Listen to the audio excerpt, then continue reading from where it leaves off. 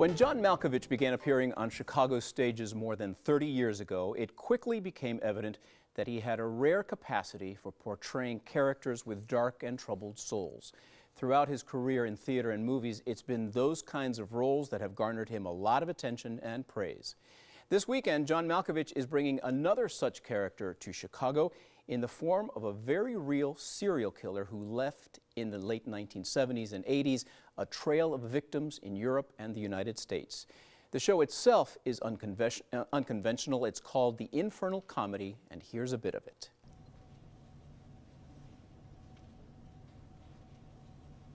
Can you imagine this strange feeling of supremacy, of omnipotence, of getting away with anything? John Malkovich, welcome back to Chicago tonight. Thanks. It's been a long 10 years since the last time you were here, so it's nice to have you back. Thank you, sir. You're portraying, like I said, a very real serial killer by the name of Johann Jack, his nickname, Unterweger. Now, I must confess that until I heard about this piece, if I had ever heard of him before, it either had slipped my mind or maybe I never did. Tell us who Jack Unterweger was. Jack Unterweger was an Austrian who had committed and been convicted of a murder in 1976 and sentenced to lifelong imprisonment. And is often the case that doesn't quite mean lifelong imprisonment. And he began taking writing courses and also initiated a kind of campaign to get himself released from prison and pardoned. Part of his justification being that he was a changed man, that he had taken writing courses, that he had rehabilitated himself. And eventually his campaign was joined by quite a few notable people in Austria and Germany, the kind of glitterati. And he was pardoned, although it should be said not because of their efforts, but he was pardoned. And he got out of prison, began a very successful career as a novelist, a playwright, a theater director, and most especially as a journalist. And in particular, he became very known in Austria for his coverage of a series of prostitute murders which happened in the Vienna woods. Then, during that time, he also went to Los Angeles to write for an Austrian magazine an article about the sex industry, sex trade really in Los Angeles, and interviewed several prostitutes there and traveled with the Los Angeles police going on patrols in the city's red light district. And in fact, the murders that he committed in Austria, as it turned out, were of prostitutes, and he killed 3 more in Los Angeles. Yes, he killed 3 women he interviewed in Los Angeles, and he killed all of the women he wrote about in Vienna. And then there was a long manhunt, and he was finally caught in Miami, and then he committed suicide in prison. Yes. But now tell us the evolution of this work, because it's a product of 2 noted Austrian artists, the conductor Martin Hasselbeck and the director Michael Sturminger, and it began about 4 years ago is when you started performing it. Yes. Well, Martin Hasselbeck, the conductor, and I have a friend in common, a very good Viennese costumer called Birgit Hutter. And one night when I happened to be out in Los Angeles, she invited me to dinner at the Austrian consulate in Brentwood, of all places, and to meet Martin. And Martin was very interested in doing some kind of collaboration which would combine theater just as a very broad term, and classical and early Baroque or early Baroque music, and asked me if I would be interested, and I said, yeah, sure, why not? And this was without reading a script, or did well, you know there much was about? a script. There was which I did read and didn't much care for. There was a script, a kind of melodrama to Gluck's Don Juan's Descent into Hell, which is fantastic music, but sort of absolutely unperformable text. So I said to Martin, you know, I'd be very interested in working with you and working with the orchestra and working with this kind of music, but I would like to, we need to come up with our own text and our own story. And we went through several ideas, and eventually we settled on the idea of Jack Unterweger, and which is a character that I had known about from spending considerable amounts of time in Germany and Austria during this, and having read this story about what happened in Los Angeles also. And I thought that was a good idea and a good match with this kind of music. And I thought it was a sort of natural idea in that Martin has an orchestra in Los Angeles, Music Angelica, where Unterweger did some of his handiwork, and an orchestra in Vienna, where obviously Unterweger did a lot of his handiwork.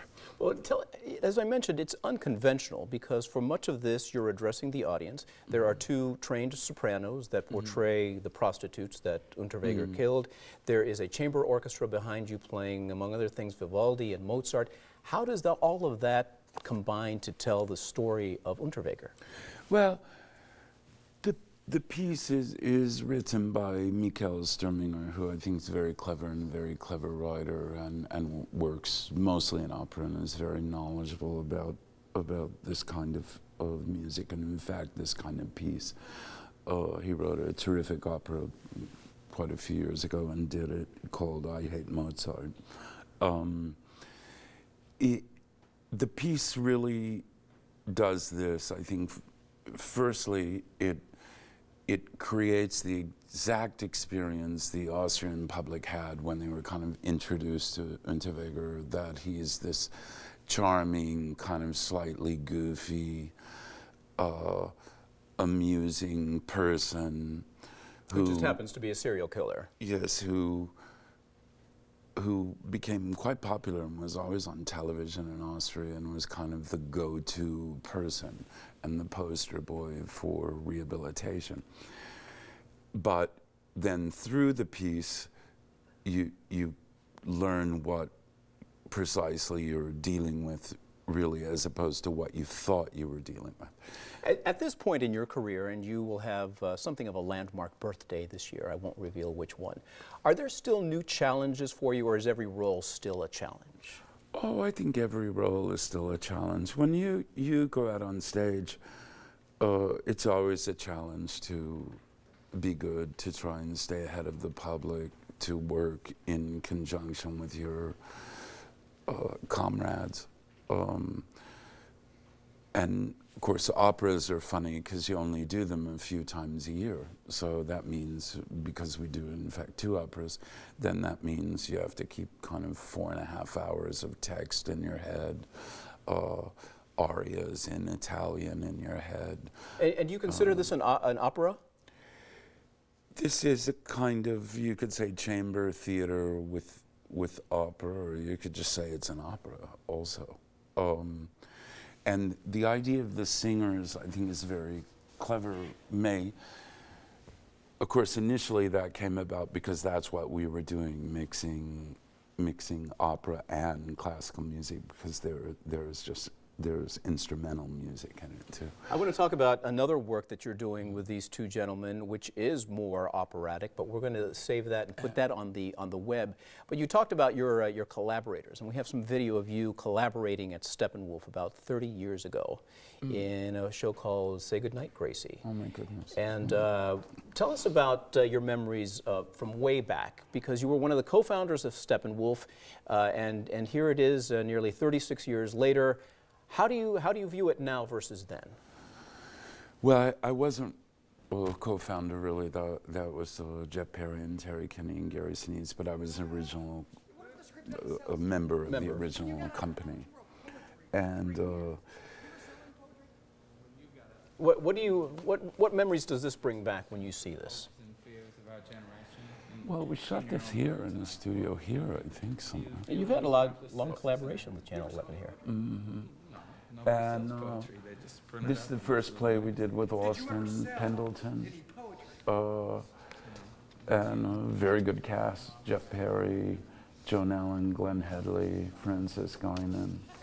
A fun play to do, which we did for months and months, which is probably our first kind of long-running play that had some kind of commercial success, I suppose. And great fun. You're still very active with Steppenwolf, at least on occasions. You're bringing a Harold Pinter piece here this spring. Tell us about that. This is a collaboration I had with Julian Sands and the English actors, one of my oldest friends, and this came about as a result of the fact that before Harold Pinter died, he had agreed to do a reading of his poetry at one of the big churches in London, which one I forget. But his voice had gotten so bad, so sort of savaged, that he wasn't able to do it. And he contacted Julian and asked Julian if, provided Julian would agree to be directed in the reading of Harold's poetry by Harold. And it's called Happy Birthday, is that right? It's just called Harold Pinter, a celebration. A celebration. Well, let's tell people that if they can't get enough of you on stage this weekend, they can go to the theater and see even more of you in a new movie called Warm Bodies. Let's take a look at a little clip here. I need to talk to you. Julie, not now. Dad, it's important. This is gonna sound really crazy, but I think the dead are coming back to life. That does sound crazy. They're changing, Dad. They're I don't know, they're somehow curing themselves. No, you know what is happening, Julie? What's happening is every day there are more of them and less of us. They are not curing themselves. We're their food source. They are not becoming vegan. So between serial killers and zombie hunters, there's a lot of Malkovich to go around tonight. You've also just finished shooting Red Part 2 with Helen Mirren and Anthony Hopkins and Bruce Willis, and that's out this summer? I think so, yes. We had the premiere of Warm Bodies out in Los Angeles a couple nights ago, and that's the same company, Summit Lionsgate, who's doing Red 2. And they told me, I think August Are we going to see you on stage back here in Chicago besides this performance, which is only 2 performances really this weekend, anytime soon? It's possible. I mean, I'm still in contact with Martha a lot, and I read things all the time. But you know, a play to go on stage 8 shows a week for whatever it is now, I think the runs are 11 weeks. It's something I absolutely have to love. Because the fantastic thing about having done these operas and still be doing them at least a little bit this year, that you may do 20 times a year or 30 times a year. And 8 shows a week, I did that a long, long time. So. Well, let's hope you do find something to love, because we'd love to have you back here in Chicago. John Malkovich, a pleasure to have you back in Chicago and here in Chicago tonight. Thanks so much. Thank you. And the Infernal Comedy is this Friday and Saturday at Symphony Center, and we will continue our conversation with John Malkovich online. Just go to WTTW.com/Chicago Tonight for more with John Malkovich. On our website, you can also watch a 1987 interview from our archives where John Calloway talks with Mr. Malkovich and actress Joan Allen. Do you remember that? Not at all. You can watch it on our website. And you can read an interview with the director of the Infernal Comedy. Chicago Tonight continues in a moment, so don't go away.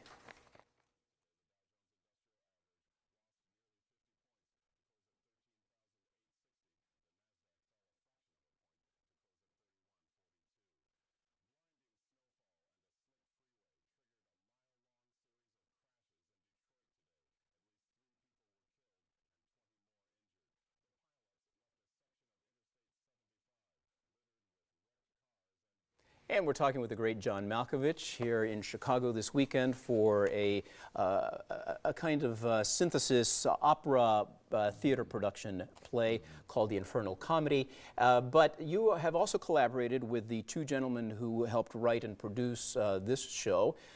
And the other show is called The Giacomo Variations. It's all about Casanova. And you actually sing Mozart operatic arias and ensembles in this. Tell us, is that the first time that you've sung opera? It's the first. I had done musicals before years and years ago, I mean centuries ago, but I'd never sung opera, no. I think we have a little clip of it, so why don't we take a look at it and see how it is that you do.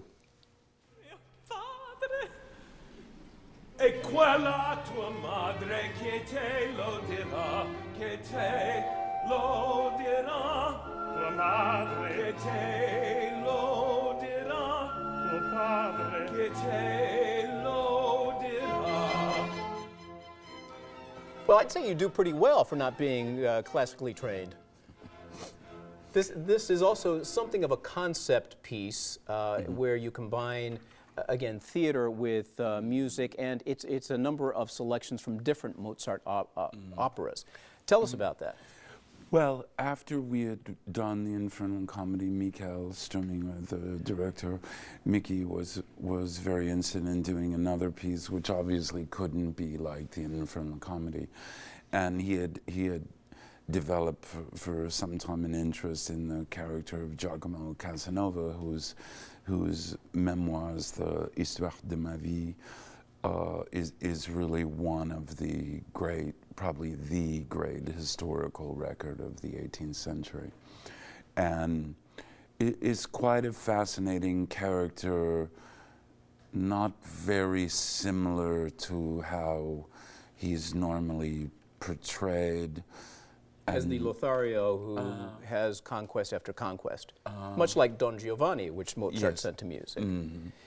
And of course there is of course Casanova and De Ponte, who wrote the great operas with Mozart, knew each other and had a relationship and a kind of rivalry. And probably the littlest known thing about Casanova was that he was an absolutely fantastic writer. I don't think there's much way of telling about whether his memoirs are really true or not, but perhaps just a little exaggerated.